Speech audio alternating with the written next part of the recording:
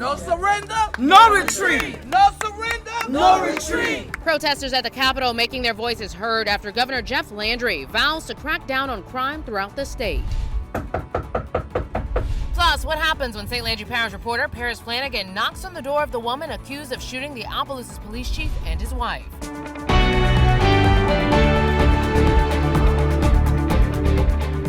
Hello, everyone, and thank you for joining us for Acadiana's News Channel at 6. I'm Jasmine Thibodeau. We have team coverage across Acadiana with our reporters getting your reaction on Governor Landry's remarks and how his proposals could impact you.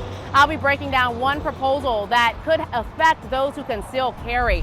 Our Vermilion Parish reporter Penelope Lopez is taking a deeper look at juvenile crime after a teen on an ankle monitor was accused of a violent act. But first, we begin our team coverage with our North Lafayette Parish reporter Angie Toussaint, who is in Baton Rouge with more. Angie? Governor Jeff Landry's special session on crime continued today. Activists and several legal rights organizations say Governor Jeff Landry's sweeping criminal justice reforms are not only dangerous, but it will take the state of Louisiana backwards. Today, those activists took their fight straight to the steps of state capitol, where they're demanding legislators take a different approach to crime. Vote of the Experience and Friends and Family of the Incarcerated are just two of the groups that are here today for a rally and protest. The groups say Governor Jeff Landry's proposals will do more harm to Louisiana's citizens than good. Over 100 activists from Lafayette gathered at the state capitol on Tuesday in protest of Governor Jeff Landry's special session on crime. Members of Vote of the Experienced and Families and Friends of Incarcerated People drove by the numbers to attend committee hearings and have their voices heard. Today, those organizations say Governor Landry's proposals will have a negative impact on the community and push more minorities into prisons. It's going to undo a lot of the criminal justice reform. And one thing that we notice is the fact that they have no evidence that changing or going back to tough on crime is going to make our state any safer by implementing any of these laws that they're trying to change here. Lafayette chapter organizer from Voice of the Experienced, or VOTE, Consuela Gaines, said the group plans to be at the committee hearings throughout the week. The organization say they are opposed to all but one of the 24 bills on the agenda, including restricting parole eligibility, increasing penalties for certain crimes like carjackings, immunity for police and state court, expanding death row laws, lowering age of minors who are tried as adults in violent crimes, and changes to gun permit laws. While Governor Landry says the new bills would address Louisiana's alarming crime rates, protect law-abiding citizens, and provide ease to victims of crime, the opposers say Governor Landry's tough-on-crime approach will have a counter effect. We know what the root causes of crime are. It's poverty. It's lack of education, it's lack of access to housing and health care, and all of these things it's just well known that that's what drives crime. Nikki Paquette, a Louisiana's teacher, said legislators should look at ways to invest in the community instead of more laws against crime. If you want to do something, like the lady said, put the money where the people at. Give them more programs to help them not commit these crimes or have repeat offenses. Let's put the money where it go and stop taking it away or denying it. Let's do something with it. Let's stop sending it off to war. Take care of home. Our front door is dirty and it needs to be swept. On Monday, members of the Democratic Caucus and Black Caucus said they were against a special session being held in such a short time. The representatives also said they were not consulted about how the new bills would impact the community. Now, the group told me they will be back here on February 26th for a special rally for what they're calling a March on Louisiana as they continue their fight against these proposals. For now, here in Baton Rouge at the state capitol, I'm Angie Toussaint for KATC TV. Guns, the focus of two bills that were filed that would allow adults 18 years and older to conceal carry without permits or training that's required now. I headed out into the community to hear from you for your thoughts on these proposed changes. I believe it's going to help the state of Louisiana. Caleb Morris, a veteran and owner of Rugged Renegade, supports the proposed bills. He tells me although training wouldn't be required, he believes more gun owners may take the initiative to do it anyways. When you look at the other states that have passed constitutional carry, training is actually going up.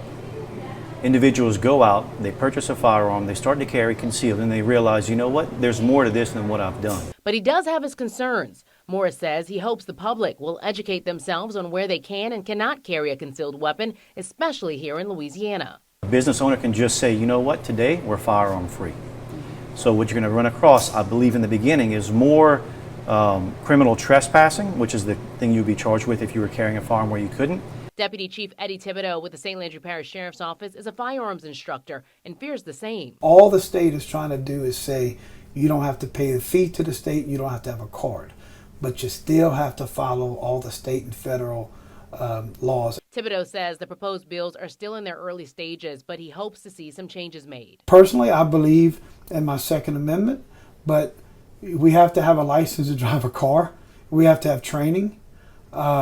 And listen, if they don't want to have a license, if the governor and the legislature says no license, but I still think you need to reach out and get some training. Now, Governor Landry urged the GOP-led legislature to pass his tough on crime policies, which includes this proposal, assuring lawmakers he would sign the bills into law. Since January of last year, Vermilion Parish Sheriff's Office has charged or received complaints regarding 207 juveniles. I'm Penelope Lopez, your Vermilion Parish reporter here in Abbeville, and I spoke with the sheriff to get answers on the recent rise. We need a juvenile detention center in Vermilion Parish. Since January of 2023, Vermilion Parish Sheriff's Office has charged or received complaints regarding 207 juveniles. The recent rise in cases has set off alarm bells across the parish. From 15, 16, 17-year-olds, the older kids are using them to commit the crimes, knowing that their penalties will be less than if they would actually do it themselves. Earlier this month, a 16-year-old from Abbeville was arrested and charged with 1 count of first-degree murder and 1 count of armed robbery, a crime he allegedly committed while wearing an ankle monitor. If this individual kills anybody wearing this ankle monitor, a blind man can see it don't work. Abbeville resident Michael O'Brien knows all too well about hanging around the wrong crowd. He was released from Vermilion Parish Jail today after completing a 14-month sentence. Should be able to be on better supervision, you know? What they got ain't working. Being young like that, seeing the older people doing what they doing out here in Abbeville, the young ones just trying to make a name for themselves. The recent incident has many wondering what can be done to fix this problem. Stricter laws or more jail time. But Sheriff Couvion says housing juveniles is just not that simple. According to Sheriff Couvion, it costs 250 cents to house a juvenile per day compared to $4.50 for individuals 18 years and older. With this new administration, Sheriff Couvion is hoping for a better tomorrow. We're very fortunate to have a new governor that's already putting things in place to be stricter on the criminals, and especially juvenile crimes.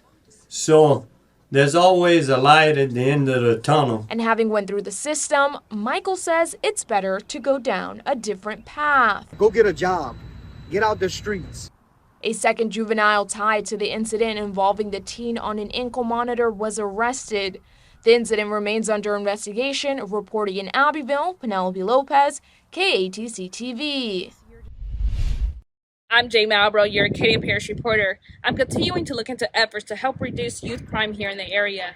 Some in the community are hoping that a youth rec center and outreach efforts are the answer.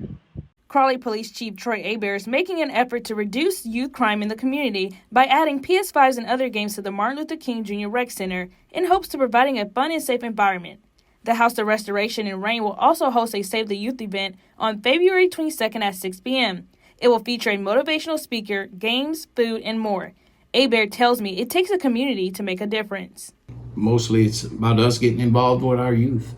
The only way we're going to change it is if we get involved, and I think we're definitely headed in the right direction. Hopefully in a couple of years you'll see a big difference. With Governor Jeff Landry pushing to enforce harsher punishments for crime, Hebert tells me he understands the concept. It's definitely needed. I'm very glad to see him taking it on. It was much needed. A few years back, they changed some laws, and was a little relaxed, but now, we definitely need more tougher penalties and guidelines. He's definitely headed in the right direction. Some people in Crawley are happy with Hebert's efforts with the community. It's a wonderful idea that Chief Hebert is reaching out to the community to help get these kids off the street because they need a safe place to go. Police Chief Troy Hebert tells me that a Boys and Girls Club could open this fall. Reporting in Acadia Parish, Jay Malbrough, KTC TV3. Well, after a chilly start this morning in the lower 40s, we got up to 73 degrees this afternoon. Currently mid to upper 60s, and tonight even milder will favor lower 50s with a light south wind. And with that light south wind, there's probably going to be some fog developing overnight tonight through daybreak tomorrow. So factor that into your early morning travel plans. We'll get down into the low to mid 50s. Then tomorrow, partly sunny skies returning. It's going to be breezier in the afternoon with south to southwest winds at about 15 to 20, occasionally gusting to 25, and temperatures once again in the low to mid 70s. Hour by hour forecast readings gradually get down into the lower 50s. Fog develops after midnight. We'll show you our fog product in the main weathercast. And then for tomorrow, after that morning fog, another nice day, but it will be a breezy afternoon. Temperatures topping out a degree or two warmer than today. We'll go 74 for the projected high. Even windier on Thursday ahead of the next front. Will that next front bring rain or much cooler temperatures? We'll talk more about that and have the complete True View forecast into the month of March coming up in just a few short minutes. I'm Paris Flanagan, your San Landry Parish reporter. The Opelousas City Council went back and forth on whether to approve Savannah Butler's resignation letter and her $7,000 payout for unused annual leave. But before that meeting took place, I went out to speak to Savannah Butler myself. Savannah Butler approaches the door, but next she had this to say. Savannah, this is Paris Flanagan with KTC. Do you want to speak to us? Tuesday night, the Opelousas City Council Miss Lisa, you got that? resignation. Accept the resignation of police officer Savannah Marie Butler. Savannah Butler. Yeah. Accept the resignation, but postpone payment of the annual leave and your compensatory time. Annual leave and compensatory time until the budget committee has time to review the numbers. Yes, ma'am, her time sheet. Butler, a probational officer, is accused for the December 22nd shooting that sent Chief LeBlanc and his wife, Crystal LeBlanc, a captain with the sheriff's office, to the hospital. Today makes 2 days shy of a month since the incident happened. The community, however, is ready to move on. No, she shouldn't resign. She should be allowed to do her job too. I mean, it was just domestic. They're making it bigger than what it is. Let it go. Everybody else doing the same thing. They just never got caught yet. Sandra Davis is a nearby resident and lived where the incident occurred. She believes Butler is remorseful and people need to move on from the incident. It's an incident. That's all it was. I'm sure she's sorry. I'm sure she didn't mean to do it. If she did, it's over with. Let it go. I cover stories like these in Opelousas and throughout St. Landry Parish. If you find a story like this one that piques your interest and you want me to look into it, you can email me, call me, or you can text me, or you can reach out to this QR code you see on your screen. For right now, I'm Paris Flanagan, your St. Landry Parish reporter. Life threw its best pitch at Sam Rowe, but she is knocking it out of the park. I'm Elijah Nixon here in Lafayette Parish. I got a chance to sit down and talk to the Cajun standout about what her family means to her. I'm Elijah Nixon, and here in Lafayette Parish, I got a chance to talk to the two-time Gatorade Player of the Year nominee, Sam Rowe. Now, she started her career with the Florida Gators before transferring here to UL this summer. Now, she's seen all types of pitches at the plate, but the one that she has hit out the park was the curveball that life threw at her. A little over, like, let's go, let's go, let's go. So I just need to take a deep breath, take a step back, and just, lean on my teammates. Current third baseman Samantha Rowe has had teammates and a very loving family to lean on. Rowe was adopted at birth, and her parents envisioned this before it even happened. She dreamed it before it happened. Like the day before, she's like, I just had the weirdest dream that we got a call from the adoption agency and they have another baby. And the next day, we just got a phone call, and I think we both knew she was meant to be with us. Very meant to and be, we for sure. This wasn't only a no-brainer, it was a home run. Sam's personality blended in perfectly with her three older siblings. I think it was just completely natural, Like I said, we never really thought much about that. In my family, it wasn't ever, a big thing. I feel like all of us, all of our siblings and I, we were just so close, and it was so easy and it was so natural that like they never thought of us any differently, and we never thought of them any differently. Like, we just all loved each other. Some people are so much of a sunshine, they could lighten up a square inch. 11 months before Sam was brought into the house, the Rowe family adopted Samuel, and the moment that they met was the first pitch to their relationship. Her brother was diagnosed with autism, but the only thing that Sam would identify is the love he had for her. He has just always been my rock. I could come in and have the worst game of my life, and he'll be like, Sam, you did great.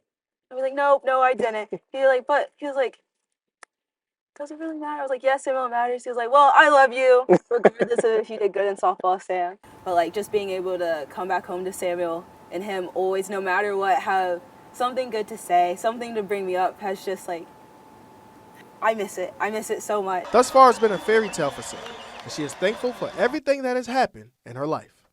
I full-heartedly believe that this is such a big positive. Like, my life and my story, and like also going off of my brother's story, like, having a disability is hard, and caring for a child with a disability is hard, but you will never hear my parents say that. They loved both of us so much, and like, just giving a child that opportunity, like, that is amazing. Reporting in Lafayette, I'm Elijah Nixon with KATC TV.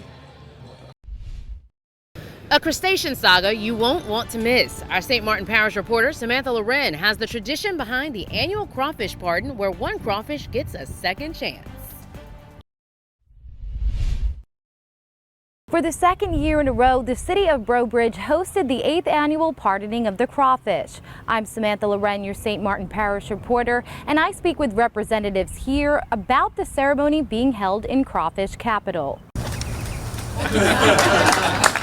On Tuesday morning, Lieutenant Governor Billy Nungesser, alongside the Louisiana Seafood Promotion and Marketing Board, pardoned one lucky crawfish. Those attending were various St. Martin Parish leaders and organizations, as well as the St. Bernard Elementary School. The crawfish Sherbin was named in honor of Henderson Mayor Sherbin Collette, who will remember this day forever. He says he's been involved with the pardoning since the beginning. 8 years ago we started this, and it was a great success. I mean, that people at that event there from all over the world, to tell you the truth.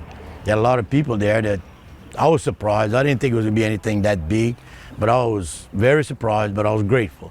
It helps the town of Henderson, it helps the city of Breaux Bridge, crawfish capital of the world. The LSU Ag Center estimated the potential loss of crawfish this year to be $140 million due to severe weather. After the ceremony, Sherbin the crawfish was released in Lake Fosse Point. Reporting in St. Martin Parish, Samantha Loren, KATC TV3.